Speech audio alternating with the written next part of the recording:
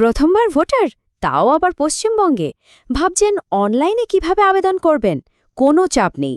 আজ আমরা পুরো ব্যাপারটা একদম স্টেপ বাই স্টেপ দেখে নেব। চলুন তাহলে শুরু করা যাক। তো বয়স 18 হয়ে গেছে, দারুণ ব্যাপার। কিন্তু ভোটার কার্ডের আবেদনটা কিভাবে করতে হবে এটা ভেবেই কি একটু টেনশন হচ্ছে? আরে একদম চিন্তা করবেন না। দেখুন, এই কয়েকটা মিনিট সাথে থাকুন, দেখবেন পুরো বিষয়টা একদম জলের মতো সোজা হয়ে গেছে। আচ্ছা, তাহলে আর দেরি না করে একদম কাজের কথায় আসা যাক। দেখুন, ভালো খবরটা হলো আগের মতো আর ঘন্টার পর ঘন্টা লাইনে দাঁড়ানো বা বিভিন্ন অফিসে ঘোরার কোনো ব্যাপারই নেই। এখন নতুন ভোটার কার্ডের জন্য আবেদন করুন বা পুরনো কার্ডে কিছু ঠিক করতে চান, সব কিছু হবে একটাই জায়গা থেকে। আর সেটা হলো সরকারি পোর্টাল voters.gov.in। মানে পুরো সিস্টেমটা এখন আপনার হাতের মুঠো, এক কথায় কমপ্লিটলি ডিজিটাল। শুধু ওয়েবসাইটে গিয়ে নিজের মোবাইল নম্বর দিয়ে একটা অ্যাকাউন্ট তৈরি করে নিতে হবে, মানে সাইন আপ করতে হবে। ব্যাস, ওইটুকু হয়ে গেলেই লগ করে সোজা আবেদন শুরু করে দেওয়া যাবে। তবে হ্যাঁ, ফর্ম ফিল আপ শুরু করার আগে ছোট্ট একটা হোমওয়ার্ক করে নিতে হবে। বিশ্বাস করুন, কয়েকটা জিনিস যদি হাতের কাছে গুছিয়ে রাখেন, তাহলে দেখবেন পুরো প্রসেসটা মাখনের মতো স্মুথলি হয়ে যাবে। দেখুন, এখানে দুটো শর্ত আছে যেগুলো কিন্তু মাস্ট, মানে লাগবেই লাগবে। প্রথমটা হলো আপনার পরিবারের কারোর, মানে ধরুন বাবা মা বা ঠাকুরদা ঠাকুমার নাম ২০০২ সালের ভোটার লিস্টে থাকতে হবে। আর দ্বিতীয়টা, যেটা ভীষণ জরুরি, সেটা হলো আপনার আধার কার্ডের সাথে যে মোবাইল নাম্বারটা লিঙ্ক করা আছে সেটা যেন চালু থাকে। কারণটা খুব সোজা, সব ভেরিফিকেশন কিন্তু ওই ওটিপি দিয়েই হবে। মানে সহজ করে বললে, এই আধার মোবাইল লিঙ্কটাই কিন্তু গোটা প্রক্রিয়ার মাস্টার কি। কারণ একদম শেষ ধাপে যখন সাইন করতে হবে, তখন এই লিঙ্কটাই একমাত্র ভরসা। এটা না থাকলে কিন্তু অ্যাপ্লিকেশনটা মাঝপথেই আটকে যাবে, অসম্পূর্ণ থেকে যাবে। ওকে, তো প্রস্তুতি পর্ব শেষ, এবার চলুন আসল কাজে নামা যাক। পশ্চিমবঙ্গের নতুন ভোটারদের জন্য যে ফর্মটা ফিল করতে হবে সেটার নাম হলো ফর্ম ৬। চলুন এবার আমরা ধাপে ধাপে দেখে নিই এই ফর্মটা কিভাবে পূরণ করতে হবে। ফর্মটা খুললেই প্রথমে নিজের পার্সোনাল ডিটেলস দিতে হবে, মানে নাম, পদবি আর একটা ছবি আপলোড করতে হবে। একটা কথা কিন্তু মাথায় রাখবেন, এখানে যে তথ্যগুলো দেওয়া হচ্ছে সেগুলো যেন ১১৭ ঠিক হয়, তাই ফাইনাল সাবমিট করার আগে দুবার করে সবটা মিলিয়ে নেওয়া ভালো।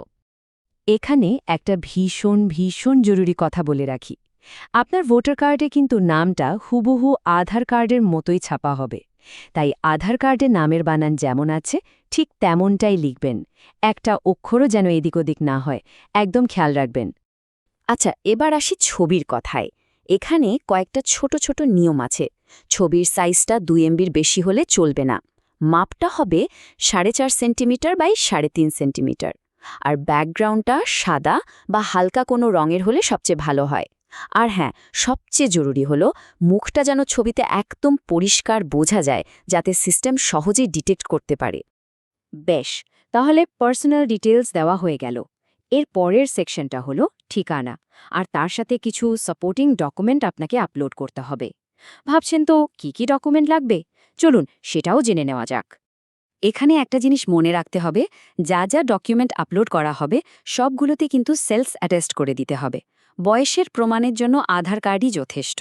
আর ঠিকানার প্রমাণের জন্য একটা ছোট্ট টিপস দিই, যেটা খুব কাজে দেবে। নিজের আধার কার্ড আর বাবা বা মায়ের ভোটার কার্ড, এই দুটোকে একসাথে একটা পেজে রেখে স্ক্যান করে আপলোড করে দিন। কাজটা অনেক সোজা হয়ে যাবে।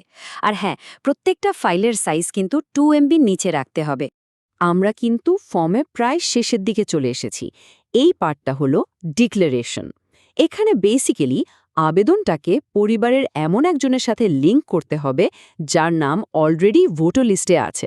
কেন বলুন তো? কারণ এতে পরিচয় আর ঠিকানা ভেরিফাই করতে সরকারি অফিসিয়ালদের খুব সুবিধা হয়। এই ব্যাপারটা একটু কনফিউজিং লাগতে পারি, কিন্তু দেখুন, খুবই সোজা। প্রথমে পরিবারের সেই সদস্যের এপিক নম্বর, মানে ভোটার আইডি নম্বরটা দিতে হবে। এরপর ড্রপডাউন থেকে ২০০২ সালের ইলেকটোরাল রোল অপশনটা সিলেক্ট করতে হবে। তারপর নিজের বিধানসভা আর পার্ট নম্বর দিয়ে সার্চ করলেই নামটা চলে আসবে। ব্যাস, তখন শুধু সম্পর্কটা, মানে বাবা নাকি মা, সেটা সিলেক্ট করে দিলেই কাজ শেষ। আর আমরা চলে এসেছি একদম ফাইনাল স্টেপে, আর এটাই কিন্তু বলতে পারেন সবচেয়ে গুরুত্বপূর্ণ ধাপ। এটার নাম হলো আধার সাইন। এটা ঠিকঠাকভাবে না করলে কিন্তু পুরো আবেদনটাই অসম্পূর্ণ থেকে যাবে। প্রসেসটা কিন্তু খুবই সহজ, ঘাবড়ানোর কিছু নেই। একটা নতুন পেজে নিয়ে যাওয়া হবে, সেখানে নিজের আধার নম্বরটা দেবেন, তারপর গেট ওটিপি বাটনে ক্লিক করবেন, সাথে সাথে আধার লিঙ্কড মোবাইল নম্বরে একটা 6 সংখ্যার কোড আসবে। ওই কোডটা বসিয়ে সাবমিট করলেই কেল্লা ফাতে। কিন্তু এখানে একটা লাল সতর্কতা, যখন ওই সাইন পেজটা আসবে তখন দয়া করে একটু ধৈর্য ধরবেন। ভুল করেও রিফ্রেশ বা ব্যাক বাটন চাপবেন না। পেজটাকে নিজের মতো প্রসেস হতে দিন, কারণ এই একটা ছোট্ট ভুলে কিন্তু এতক্ষণের সব খাটনি জলে চলে যেতে পারে আর অ্যাপ্লিকেশনটা ফেল হয়ে যেতে পারে। তো আবেদন জমা হয়ে গেল, কিন্তু দাঁড়ান ধানান, এখনই কাজ শেষ ভাবলে ভুল হবে। একদম শেষে ছোট্ট একটা কাজ বাকি আছে, যেটা কিন্তু খুবই জরুরি। যখনই স্ক্রিনে সাকসেস মেসেজটা দেখতে পাবেন, তখন উত্তেজনায় ওকে বাটনটা ক্লিক করে দেবেন না যেন। তার আগে অবশ্যই ডাউনলোড অ্যাকনলেজমেন্ট অপশনে ক্লিক করবেন। এই রসিদটাই হলো আবেদনের প্রমাণ। এটা ডাউনলোড করে খুব যত্ন করে রেখে দেবেন, কারণ ভবিষ্যতে এটাই কাজে লাগবে। ব্যাস, আবেদন জমা দেয়া কমপ্লিট। এবার শুধু ভোটার কার্ডটা হাতে পাওয়ার অপেক্ষা। কিন্তু সেই ফাঁকে একটা কথা ভাবা যেতেই পারে, তাই না? জীবনের প্রথম ভোট, এই একটা ভোট দিয়ে ঠিক কোন পরিবর্তনটা আনার কথা ভাবছেন?